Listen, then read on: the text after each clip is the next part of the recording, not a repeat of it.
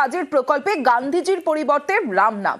লোকসভায় বিল পাসের দিনই এর বিরোধিতায় সরব হলেন মমতা বন্দ্যোপাধ্যায়। শিল্প ও বাণিজ্য সম্মেলনের মঞ্চ থেকে মুখ্যমন্ত্রীর ঘোষণা, রাজ্যের কর্মশ্রী প্রকল্পের নাম হবে গান্ধীজির নামে।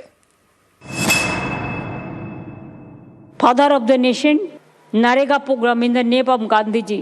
Now the bill came, Gandhiji's name won't be there. So we have started this scheme, Karmosri. This scheme's name will be changed, Mahatmaji scheme.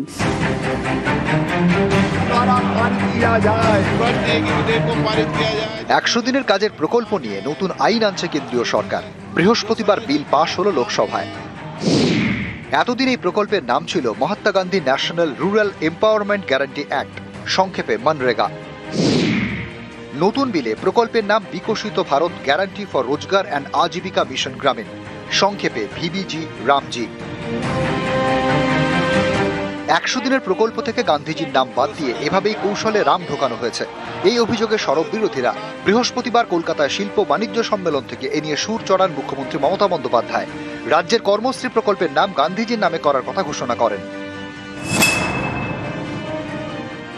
We have started Karmosri project. Now Gandhiji name is not there. I am feeling same. Father of the nation, Narega program in the name of Gandhiji.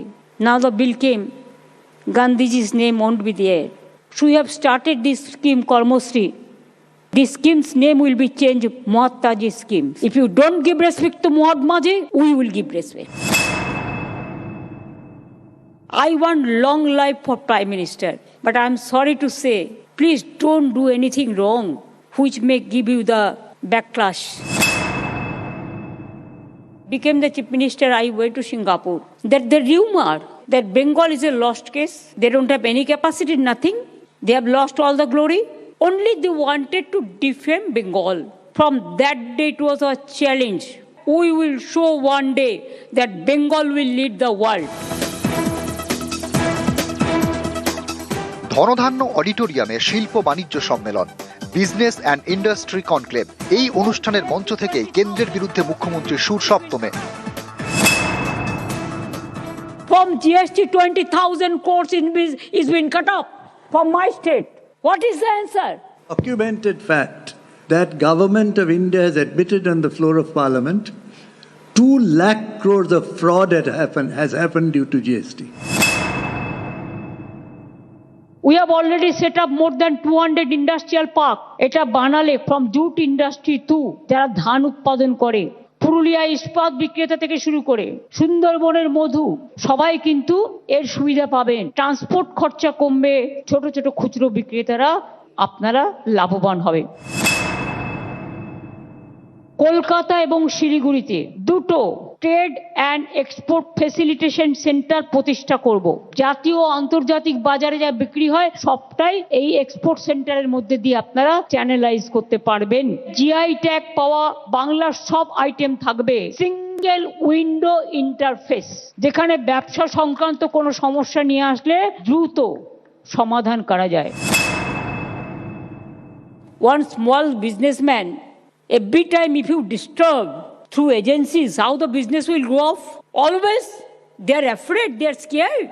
It is not the duty of the government to interfere in every business.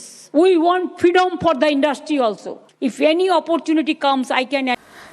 100 দিনের কাজে গান্ধীজির পরিবর্তে রাম নাম। লোকসভায় বিল পাসের দিনই প্রতিবাদে একজোট বিরোধীরা। রাজ্যসভায় ভিবিজি রামজি বিল নিয়ে 8 ঘন্টার আলোচনা কেন্দ্রের। আর ডিবেটে অংশ নিয়েও মধ্যরাতে পুরনো সংসদ চত্বরে ধর্ণা, পোস্টার প্ল্যাকার্ড নিয়ে 12 ঘন্টার অবস্থান বিক্ষোভে তৃণমূলও। আর রাজ্যসভায় আলোচনা চলাকালীন বিশৃঙ্খলার অভিযোগ 2 তৃণমূল সাংসদের বিরুদ্ধে, অভিযোগ বিজেপির।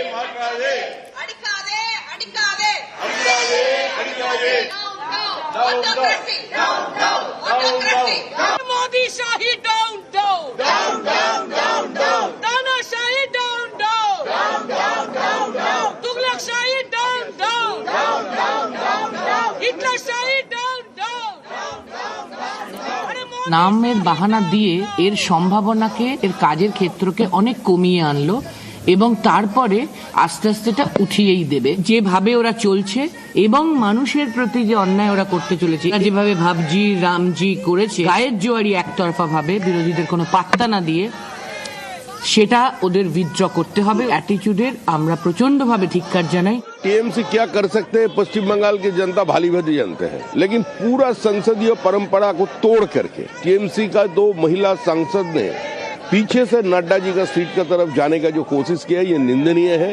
बंगाल तो इससे परिचित है, लेकिन आज पूरा देश देखा, जिसका साथ प्रोटेस्ट कर रहे हैं वो कांग्रेस वाला भी देखे टीएमसी कितना हद तक गिर सकते हैं। নিউজ জমা দিয়েছেন, তবুও খসড়া ভোটার তালিকায় দেখানো হয়েছে মৃত। আর এই অভিযোগ নানা জেলায়। বাগদায় অন্য ছবি, এখানে বিডিওর অভিযোগ 25-এর লিস্টে থাকা 165 জন ভোটারের খোঁজই পাওয়া যায়নি।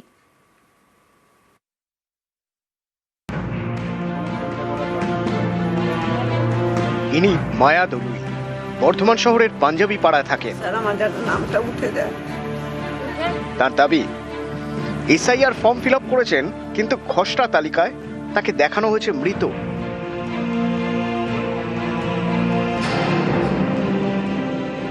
আমি জন্ম হয়ে থেকে এখানে আমি ভোট দিই, আমি এখনো জীবিত আছি। আমি চাইছি যে আমার যাতে ভোটার লিস্টের নামটা উঠে যায়। এটা খসড়া তালিকা ভুল হতেই পারে, খুব কম সময়ে অনেক কাজ করতে হয়েছে, সেরকম ভুলের একটা সম্ভাবনা থেকেই যায়। আমরা ঊর্ধ্বতন কর্তৃপক্ষকে জানিয়েছি, ব্যাপারটা নিয়ে দেখা হচ্ছে। ফেয়ার লিস্ট যখন বেরোবে তখন সব ঠিক হয়ে যাবে।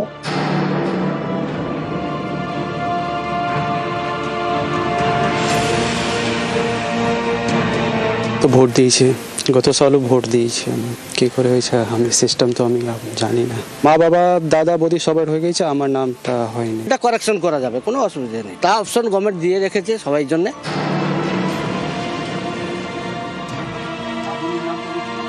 একই ছবি হুগলির চণ্ডীতলা এবং উত্তরপাড়ায়। এই 2 এলাকাতেও এসআইআর ফর্ম জমা দেওয়ার পরেও দুজনকে খসড়া ভোটার তালিকায় মৃত বলে দেখানো হয়েছে বলে দাবি।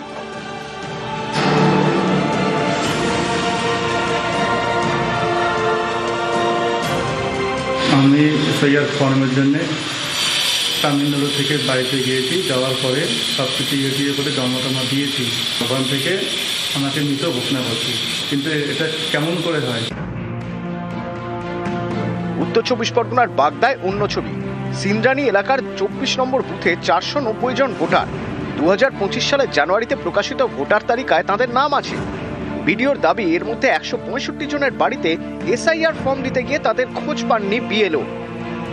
এই যে 165 জনকে যে বিএলও পায়নি, এরা আমাদের কমিশনের যা ম্যান্ডেট আছে সেই ম্যান্ডেট অনুযায়ী বিএলও 3 বার গেছে। আমাদের যা টাইম লাইন ছিল সেই টাইম লাইনের মধ্যে এরা ফর্ম কালেক্ট করা যায় এদের কাছ থেকে। দেখতে হবে যে কেন মিসিং হচ্ছে। বাঁকুড়া বিষ্ণুপুরের শালবাগান এলাকায় স্ত্রী ও ছেলের সঙ্গে থাকেন বিশ্বরূপ গোস্বামী। এসআইআর খসড়া তালিকায় তাঁদের 3 জনের নামের বানান ভুল বলে অভিযোগ।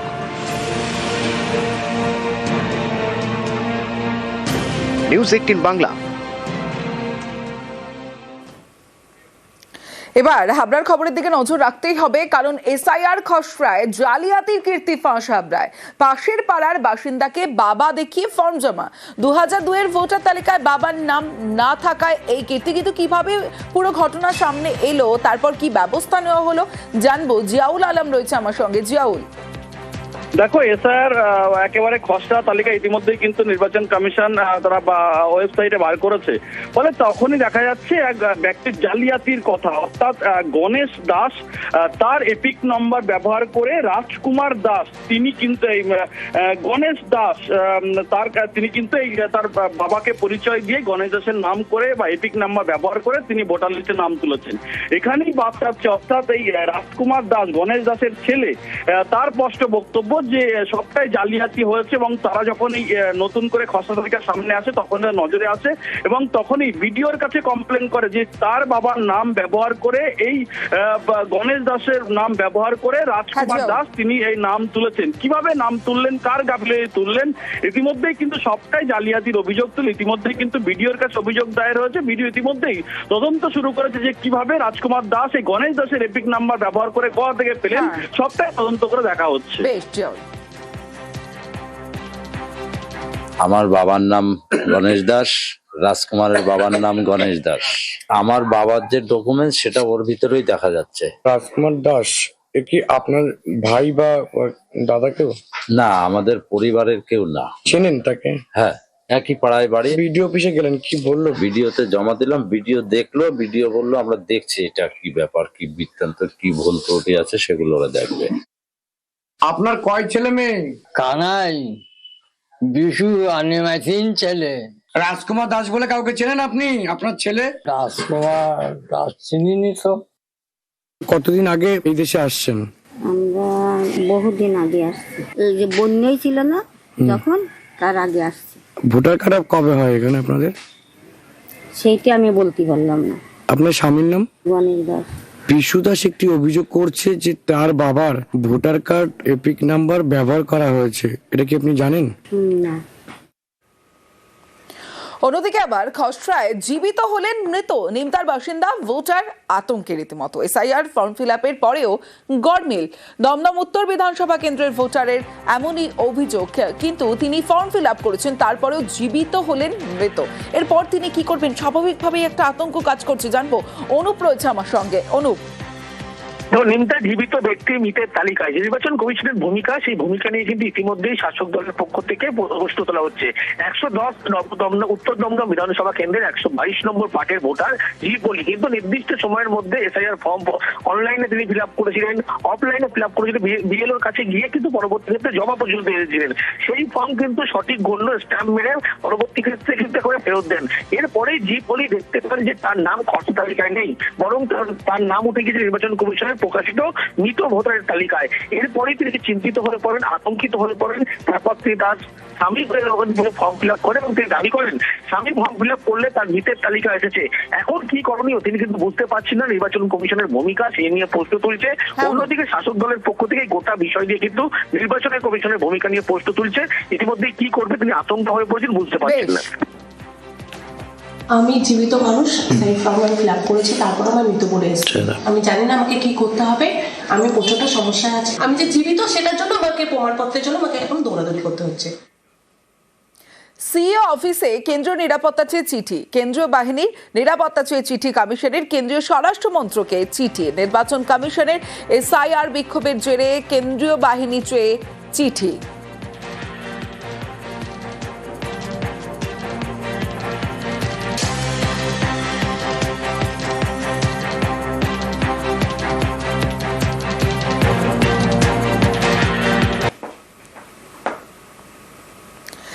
এসএসসি শিক্ষক নিয়োগের সময় 8 মাস বাড়িয়ে দিল সুপ্রিম কোর্ট।